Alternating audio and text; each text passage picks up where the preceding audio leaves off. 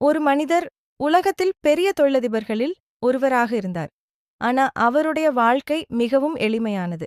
பெரிய செல்வம் இருந்தும் அதை வெளியில் காட்டிக்கொள்ளாதவர். பணம் சம்பாதிப்பதை விட மதிப்புகளையும் நேர்மையையும் முக்கியமாக பார்த்தவர்.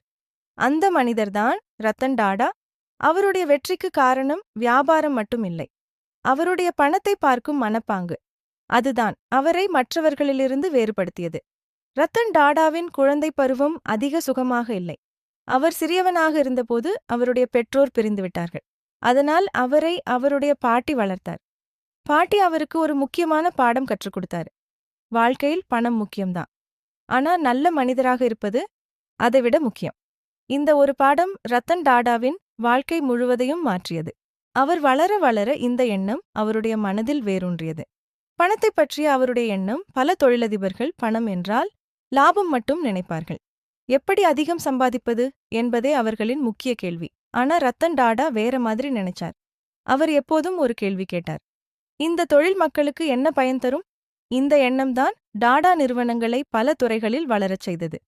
அவர் தொழில் தொடங்கும்போது பணம் மட்டும் அல்ல, மக்களின் வாழ்க்கையை எப்படி நல்லதாக்கலாம் என்பதையும் யோசிப்பாரு. ஒரு உண்மை சம்பவம். ஒரு நாள் ரத்தன் டாடா காரில பயணம் செய்து கொண்டிருந்தார். அப்போ அவர் சாலையில் ஒரு காட்சி பார்த்தார். ஒரு குடும்பம் ஒரு பைக்கில் பயணம் செய்தது. அப்பா பைக் ஓட்டுகிறார், அம்மா பின்பக்கம் உட்கார்ந்திருக்கார். 2 சிறிய குழந்தைகள் அவர்களுக்கு இடையில. மழை பெய்து கொண்டிருந்தது. அந்த குடும்பம் ரொம்ப சிரமமா பயணம் பண்றது. அந்த காட்சி ரத்தன் டாடாவை மிகவும் பாதிச்சது. அவர் மனசுல ஒரு எண்ணம் வந்தது: இந்த மாதிரி குடும்பங்களுக்கு ஒரு பாதுகாப்பான கார் இருந்தால் எவ்வளவு நல்லா இருக்கும். அந்த ஒரு எண்ணம்தான் ஒரு பெரிய யோசனையா மாறியது. அந்த யோசனையின் முடிவாக ஒரு சிறிய கார் உருவாக்க முடிவு செய்தார். அதுதான் டாடா நானோ. அந்த காரின் நோக்கம் அதிக லாபம் சம்பாதிப்பது இல்லை, சாதாரண மக்களுக்கும் ஒரு கார் வாங்க முடியும் என்பதை நிரூபிப்பது. அந்த கார் உலகம் முழுவதும் கவனத்தை ஈர்த்தது. ஏனென்றால் ஒரு தொழிலதிபர் மக்களின் வாழ்க்கையை யோசித்து ஒரு பொருள் உருவாக்கியிருந்தார்.